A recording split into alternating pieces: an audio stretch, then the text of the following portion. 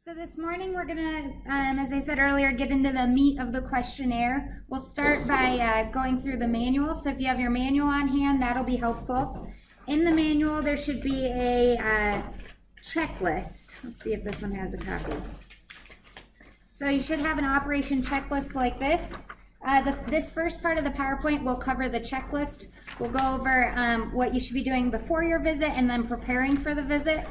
After that, we'll take our quick 15-minute break, and then we'll dive into the questionnaires. So you'll want to have both the VS questionnaire and the agritourism questionnaires on hand. So both of these guys for after the break. And we'll walk through which questions I think are the most tricky, things to watch out for, and also just give you little tips and tricks and reminders on why we're asking what we're asking. So let's get through the first part, and then we'll take a little break. Okay, is there a clicker? Here we are.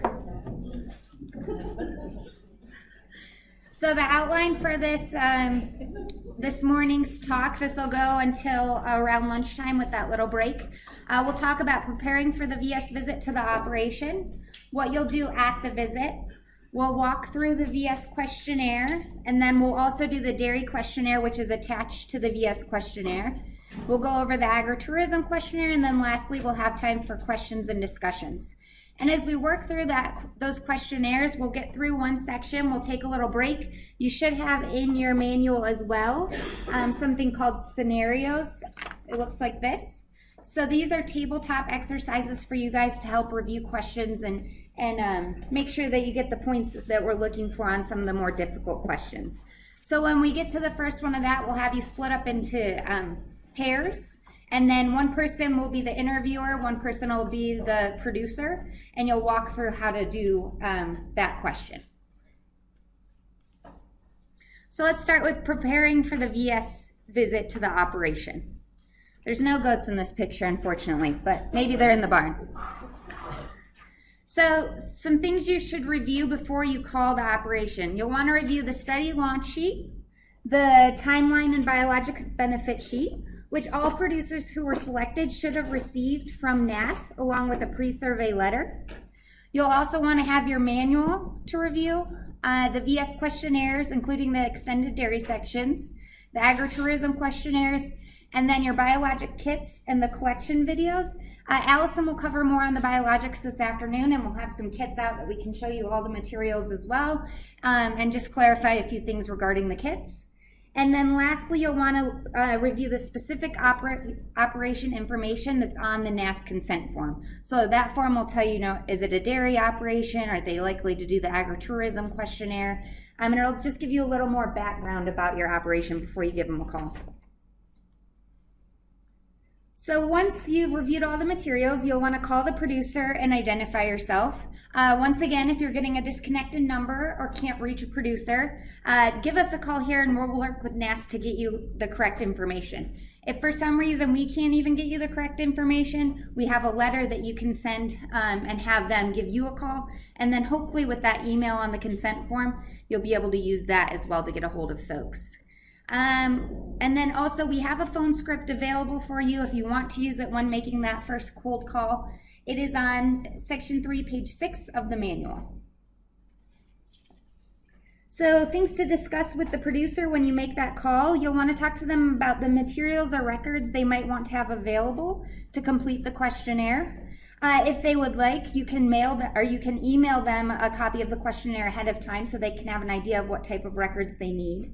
You'll want to talk to them about the biologic sampling opportunities in which they might be interested in. That way you can make sure that you bring all the proper kits. The estimated time commitment. So it's going to take about an hour per questionnaire, and then the biologics will vary based on the operation size. You'll want to schedule the appointment for the visit. And once again, you'll want to keep in mind the shipping requirements for the biologic kits. We'll talk more in depth on that this afternoon. And then once again, you'll want to get directions to the operation. So if it's an operation that's hard to find, make sure they're pretty specific. When I was out in the field doing some of the NAHMS AMU surveys, some of those operations were pretty difficult to get to. So making sure I talked to the producer and had very specific instructions were helpful. So what materials will you want to bring with you to the visit? You'll want to bring your training manual. So that is a nice trusty document to have on hand if you're not sure on a specific question or you're just not sure how to answer it. The manual should be able to help answer a lot of those questions.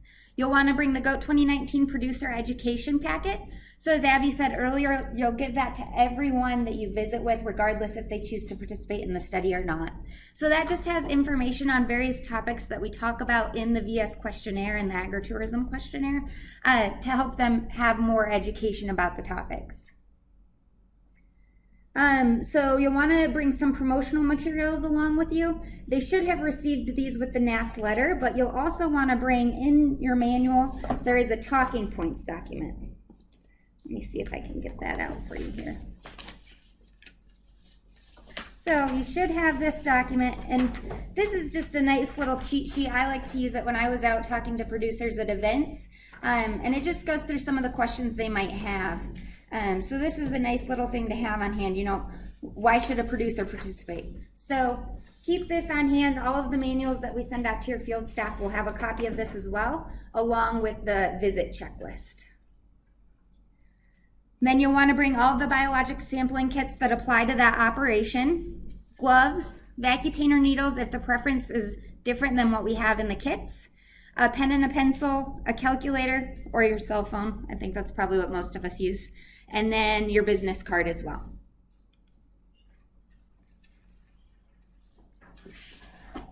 So the VS visit prior to administering the questionnaire. So you'll start by reviewing the study purpose and information. You'll want to explain the scope and purpose of the questionnaire. So just as a reminder, we've worked with industry and others here in the USDA to make sure that all topics and questions were necessary and met the goals of those that are working in the industry. So this questionnaire is lengthy. We meticulously picked out questions to shorten it, so we feel like it's short, but we know that it's still really long. However, we want you to know that all of the questions are relevant, and we've worked with industry to make sure that these are topics that need to be included and addressed for the goat industry. Let's see what else. And I think Kath did a great job yesterday explaining why we're asking in-depth dairy questions and why we're doing agritourism. And I think Valerie Koenig did a great job yesterday as well, explaining why do we want to look at agritourism in the goat industry? Was that second questionnaire really necessary? And I think that her PowerPoint justified, yes, we do need to look at that. So reminder that signing the NAHMS consent form does not obligate the operator to participate in the rest of the study. That only allowed their information to be given to you. So once you get there, you may have to sell the study a little bit again. It may have been a little bit of time since NAHMS visited, so you may just want to remind them, hey, you gave your information to the NAHMS person, they gave it to me, and here's what the study consists of, and here's what we're offering you. And then once again, give them the producer education packet. So then you'll have the producer agreement. Is that attached to the front of your guys' VS questionnaire? I can't remember if we gave you attached ones or not. Yes, okay, great. So the producer agreement is the contract between you guys, APHIS, and us and the producer. This will need to be filled out completely and signed before administering the questionnaire and completing any of the biologic sampling. Items 3 and 4 in this talk about confidentiality. So data collected by NAHMS will be kept confidential and will not be used for regulatory purposes. All of our results will be aggregated into regions. The exception of this is if you're suspicious of a dangerously contagious, infectious, or exotic foreign disease, such as foot and mouth disease, then you have to report that. So signatures, you will need to sign and date, and then the producer will also sign and date. Can I say something about the producer agreements? Yep. For beef, I kept getting these sent to me. I don't want the producer agreement either. I don't want the consent form or the producer agreement. So those are things that you have to keep locked up with you until we tell you to burn. So don't send me the producer agreement. So don't send them to us. Keep them. You may have your field send them to you, so you have them all in one location, and then when we give you the okay to destroy, you can just destroy them all at once versus hunting them down in the field. So page 2 of the producer agreement is all about biologics. So this should be completed after explaining what biological sampling you're offering. The producer will be responsible for collecting and shipping parasite kit Bs, so that'll be the post-deworming collection. So we need to make sure that the producer understands what is involved and what they're committing to upfront before agreeing and initialing item 11 on the producer agreement. And then item 14, which is nasal swabs, and item 15 is vaginal swabs. These can only be offered if the producer agrees to do the blood serum collection. So if they don't agree to that, then you won't do the nasal or vaginal swabs. But if they do agree, then they can choose to do one or both or neither. And they must initial under each of those items. And once again, all participation is voluntary, so they can choose what they would like to do. So as Abby mentioned, maintain one copy in your office and leave one copy with the producer. And then you'll hold on to those until we notify you to destroy them. You guys should all have a copy of it at your desk. How are we doing on time? Oh, we got a little bit longer yet. Okay, well, why don't we dive into the VS visit then, and maybe we'll get through section B and do those scenarios, and then we'll take our break. So starting off with non-respondent documentation, we expect some people are going to say no. I think you guys will do a great job selling it, so I'm hoping for fewer no's than we usually get, but we'll still expect some. So if a producer declines to participate or you can't reach them, we'll need you to complete the back page of the questionnaire. This is the office use only section. So instead of using a bunch of the questionnaires we send you, you can just make a copy of that back page, fill it out, and send it to Abby. And that's what that back page is. As you can see here, we do have a little box for contact attempt history. Iterate to your field that it's important that they fill that out. That way we know that contact was attempted multiple times. Okay. So general guidelines for the questionnaire moving forward. Read all questions to the producer as written. Yes, Karen? Where's that page that you just said? The very last page of the questionnaire. Let me pull it out. Page 33. So we have the reference cards attached, so it would be right before those. This page here.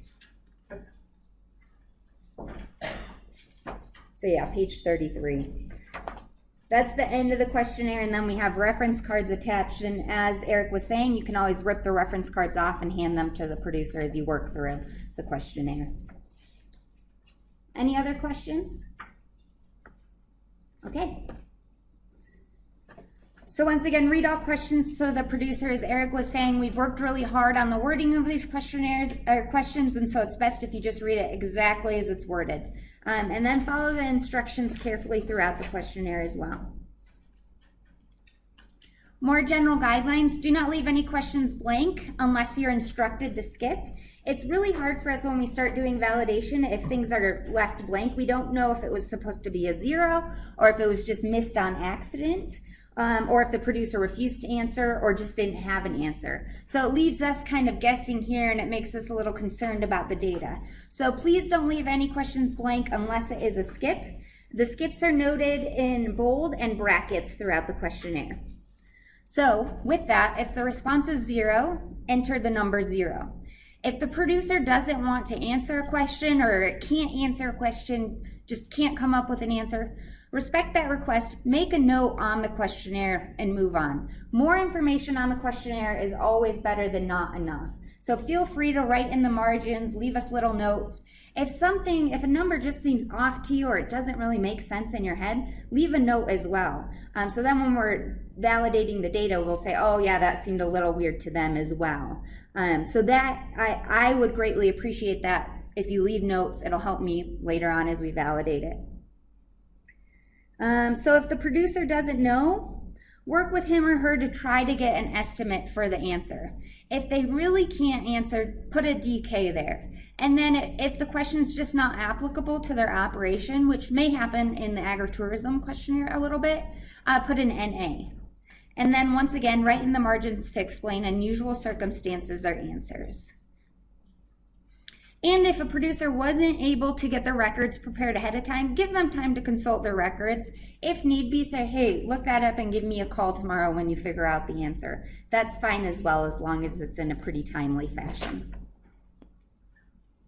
So time periods throughout the questionnaires.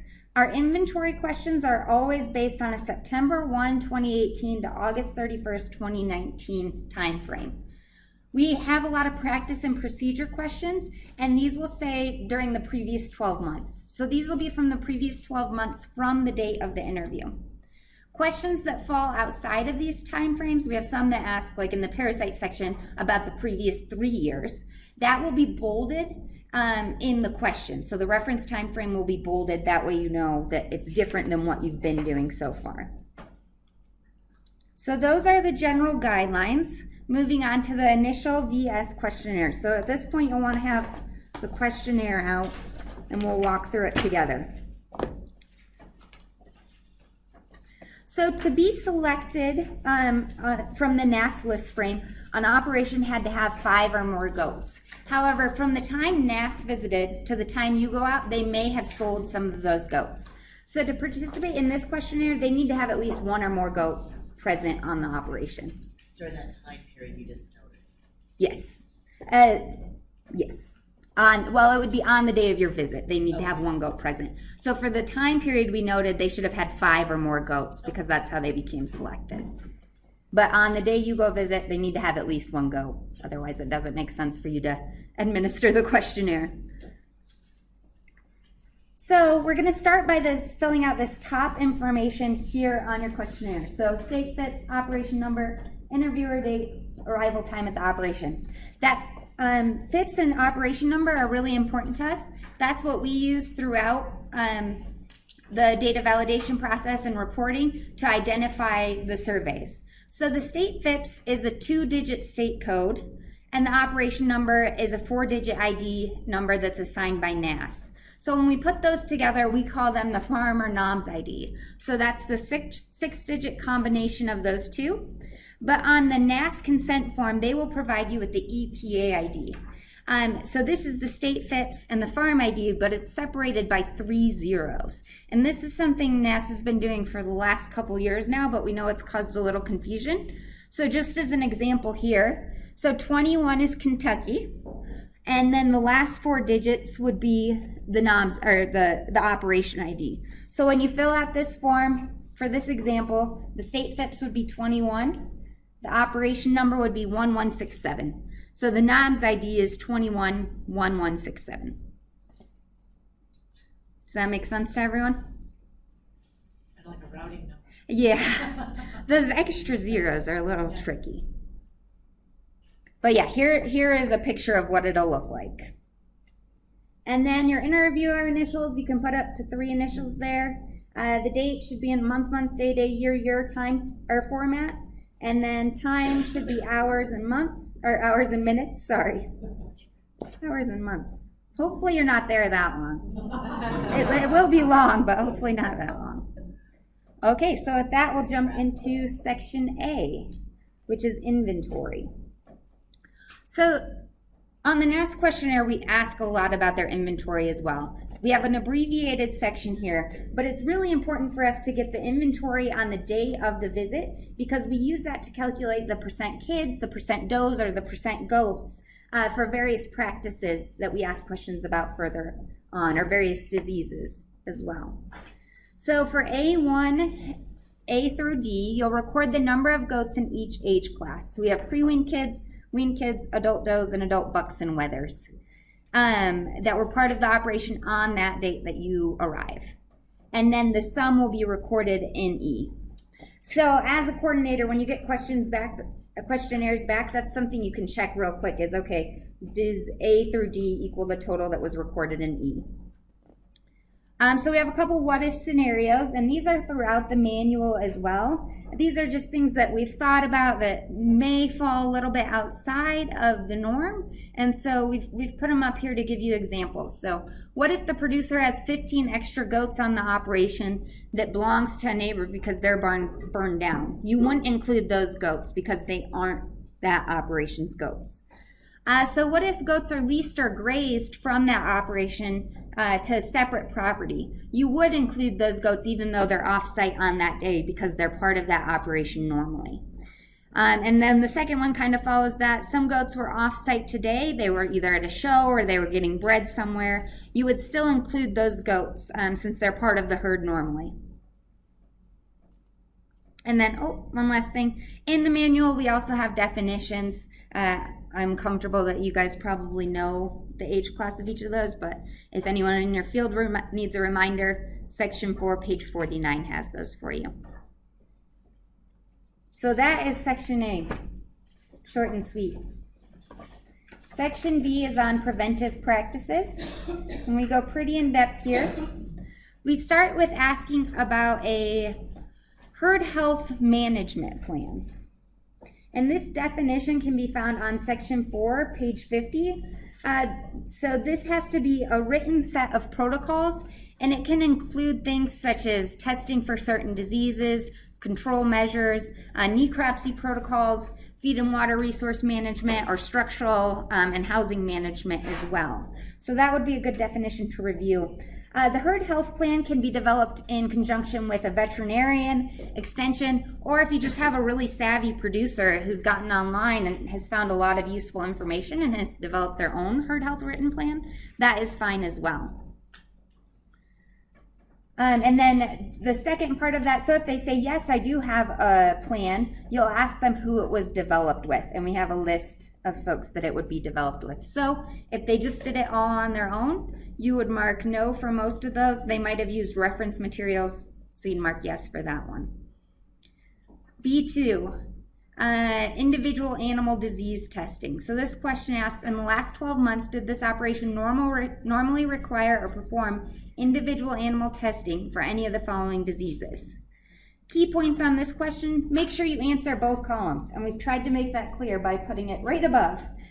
So resident goats in the herd would be those goats that are on the operation or have been away but are still considered part of the herd. And then new additions are any goats that have been added to the herd in the last 12 months. So you'll want to answer for both of those. And then Eric showed this question. So this B3 is about the number of goats with abscesses, boils, or lumps. So lesions can be identified by the producer just by observation. We don't require an official diagnosis to write those down in question 3. And then question 4 is a follow-up from that. So if they had any goats with lumps, you'll want to ask question 4, and it's what actions were taken on those animals that had lumps. So if they isolate any of them, be sure to give us the number of days that they were isolated. And if they drain or lance the lumps, make sure that you answer the if yes, was the drainage disposed of away from the goat raising areas.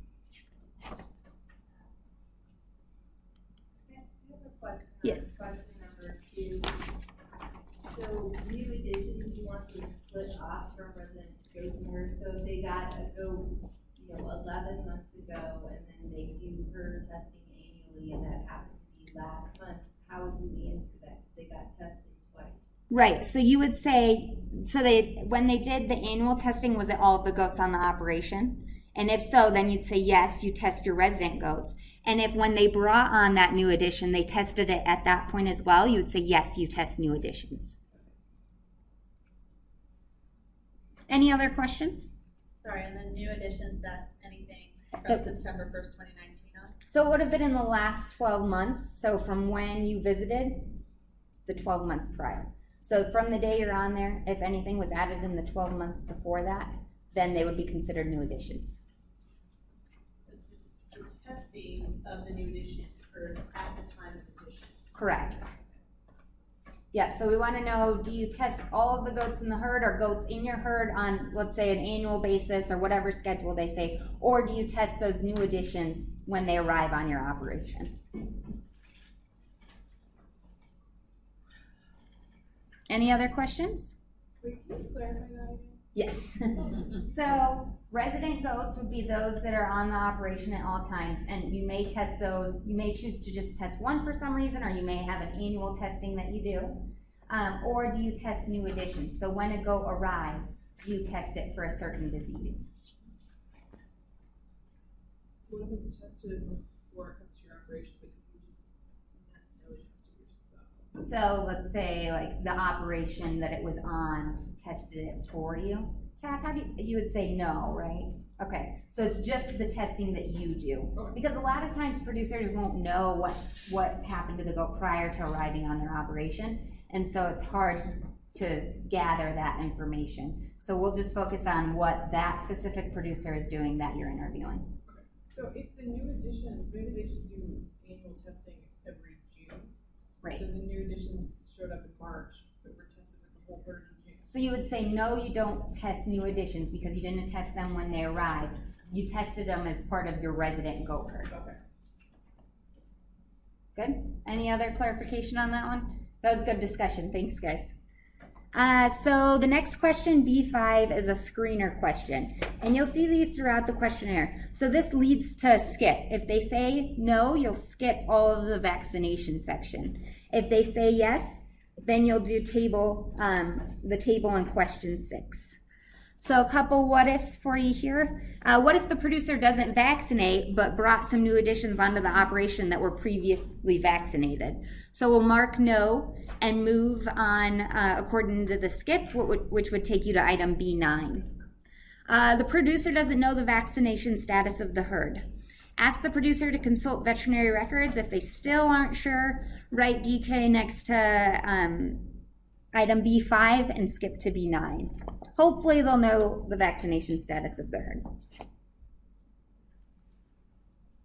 Okay, so now this is the first really big table we're going to work through. So if everyone can look at B6. So the easiest way to work through this table is to work down each column, which is age class. So we'll start with nursing kids. The first question is check box if you didn't have this class of goat on the operation. So if they had no nursing kids on the operation in the previous 12 months, you'll check that first box. If they did have kids on the operation, you'll leave that blank and ask the producer if they administered any clostridial vaccines to their nursing kids. If they say yes, then you'll show them the vaccine reference card, which is attached to the back of the questionnaire. And it's 3 pages total, 1 page front and back and 1 extra one. So it's probably easiest to just rip those off and give them to the producer. If for some reason you misplace them or you need to look at a copy as well, they're also located in the back of your manual. So with goats, this was pretty tricky because as we all know, there's not a ton of vaccines approved for goats. And so they may reach for sheep vaccines, cattle vaccines across the board. So we've tried to include, we worked with experts, we tried to include those that we thought would be the most likely. However, you may run into one that isn't listed here. If that's the case, we have, if you look for clostridial vaccines, we have 29, which is other clostridial vaccine. And we ask you to specify the trade name. So for us to know exactly what they were vaccinating for, it's important for you to write the whole trade name, not just if they use, like, let's say, Ultrabac. You can't just write Ultrabac. We need all of the information provided there. Where do we write that? So that is a good question. We have a spot for it on the reference card. That's okay if you are sure to send the reference card back. If you're worried because you ripped it off and you're not going to give it to the producer, write it in the box where you've written the 29. So we recommend using a fine point pen, something where you can write small. And once again, write in the margins. We expect these questionnaires to come back messy. And that's why we're here to go through them and clean them up when we enter the data. So walking through this table again, you'll start with clostridial vaccines. Then you'll repeat for respiratory vaccines, and we ask about specific diseases. So some of these vaccines will cover both a clostridium and a respiratory. You'll write that same vaccine code in both of those boxes. And then for does, we ask about mastitis and anti-abortion vaccines as well, and then we have a list of other vaccines. Let's see if there's anything else I missed there. Yeah, so each lightly shaded row indicates the general group, and then we break down from there. Yes?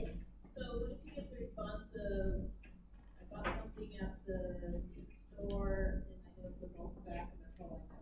Do you know that they got vaccinated, but you don't know the name of it, you use the 99 code? So what you can do, first I would say, hey, do you have the box? Can I take a look at it? Yeah. If they don't have the box, yeah, likely they threw it away. Yeah. They still don't know. You're like, okay, write at least give us some of the information. We'll know that they've vaccinated for Clostridium. So put it as a 29 and just write Ultravac. That's all the producer knew. And we'll 29 or 99? believe it's 29. 29. So other vaccine, write Ultravac. Give us as much information as the producer can, and we'll go from there. If they truly don't know the product, any information at all, then do 99. And worst case scenario, if we can't narrow it down, we'll reclassify it as a 99 when we do our data validation. Yes. Some of us here at the table know what EAE is. Chlamydophila abortus. What is EAE? Enzootic abortion. What's that last E? I don't know the last E. I apologize. Oh, well, that's good. That makes me feel better. EAE, Cap? Enzootic abortion. What's the last E? we aren't sure. Sorry, guys. But, yes, what does Google say? That's what I would do. I would just Google it.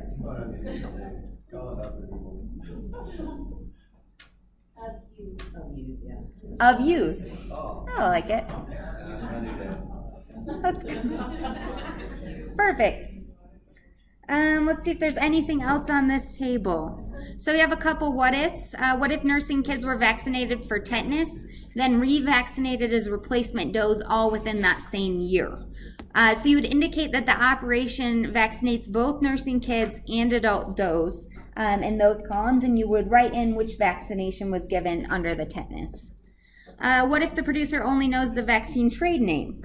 Ask to see the full label to determine the complete vaccine name if it's possible. If the vaccine does not match one of the listed codes, write out the complete trade names in the margins if you have it. And we've already discussed what if they only know the first bit, you don't have a trade name. Write it as other 29, specify that, and we'll clean it up later if needed.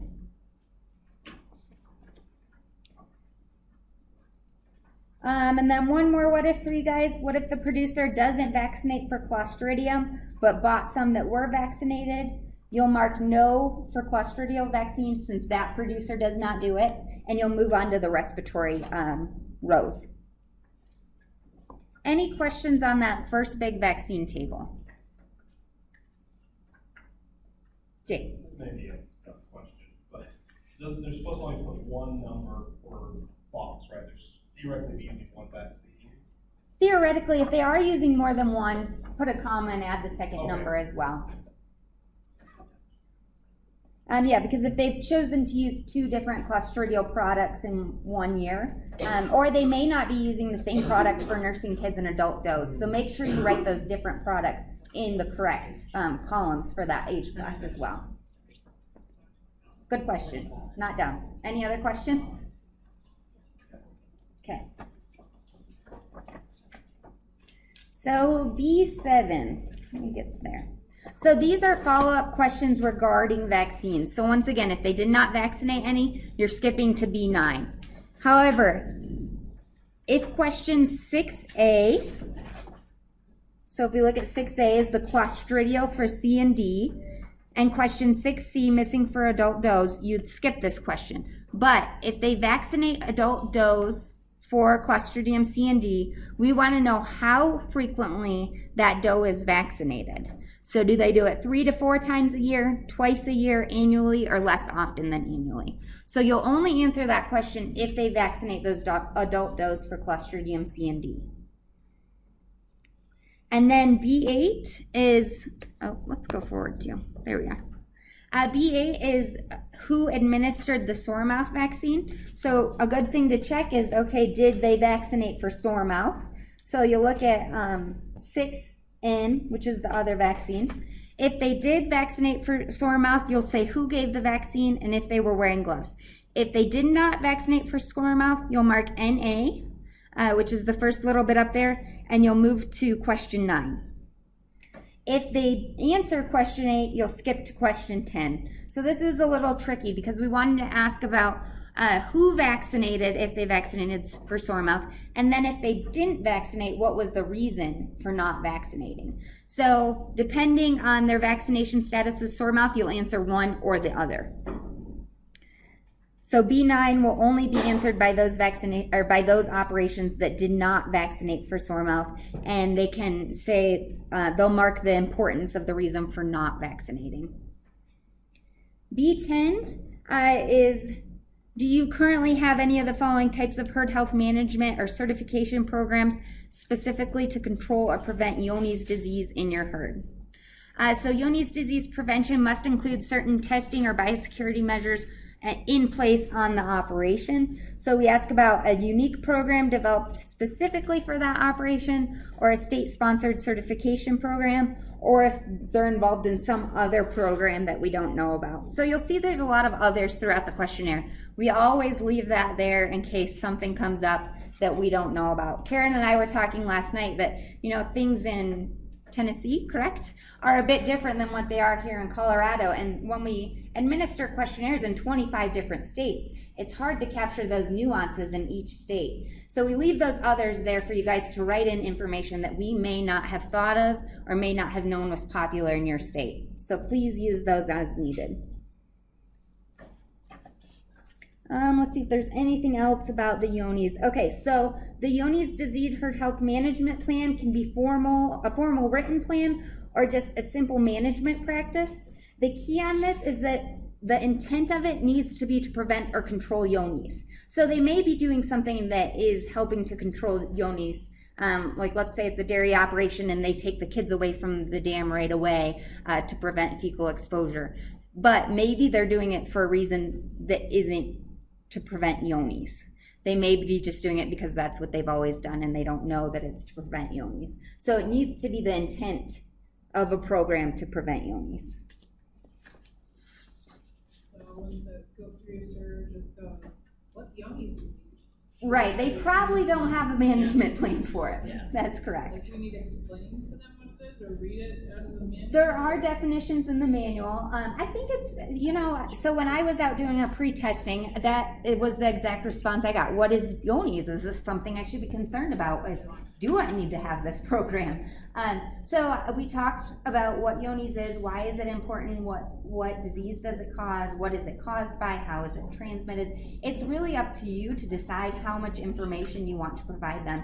But I like to think that when we're out there, well, as a veterinarian, we're also an educator and we want to help producers. And so if that's information that you can provide them with, by all means do. So follow up to that, B11 is on preventive measures to prevent Johne's disease. So you'll walk through A through G, and it's just, do you do these specific practices to prevent Johne's? And then if they say yes, they do any testing, you'll fill out the testing table that is below. So you'll just go through each A through E, what's listed. So do you test all goats in the herd annually? If they say yes, then let us know what type of test they're using. So what if for this, what if all milk and colostrum provided to kids comes from test negative does and or cows on the same operation? So you'd select yes for 11F and specify. So that would be another measure that they use. Let's say there are llamas and alpacas on the operation and they're tested for Johne's as well. You'll select 11F again and write in camelid testing. Hopefully they don't have more than one other, but if they do, pencil it in. Yep. So, what if it's a home remedy that they're using or some crazy thing like that? There are a lot of those. There are herbal rubs, yeah. You know, if the producer is adamant that you need to report that, write it in other, and when we reclassify those, when we do the pre-checks on the surveys or looking at them, we'll get rid of those that we don't think qualify as an other preventive measure. But yeah, there will be some producers that are adamant, no, this is what I do and this works. And so write it down. We'll work through it at a later date. Don't laugh at them. Yeah, they don't like it when you laugh. Yeah, what if they say crystals? Oh, Seances. Just Interesting. My favorite, that's interesting. I've never heard of that one. We need an after summary for the most unique answers, I think, like a wrap. We should do that, yes. Prizes. What I like to do is I've always kept a list of, like, during a study, my favorite names that came through, because, you know, some species have really fun names. And so you could do that too, most crazy answers. Like that. May be interesting to look at the end. So, Jake. On the other spot, these specifies with pretty small space. I know. Would it be better to try to pin it in there or to draw like an arrow from that space over to the margin? Just draw an arrow over to the margin. Yeah, especially if there's more than one. If you can fit it in there really quick, that's fine. If not, draw an arrow to the margin, write as much as you need, and we'll the data entry will get done. Great. Any other questions? Yes, I have one more question in this section, and then we'll take a break.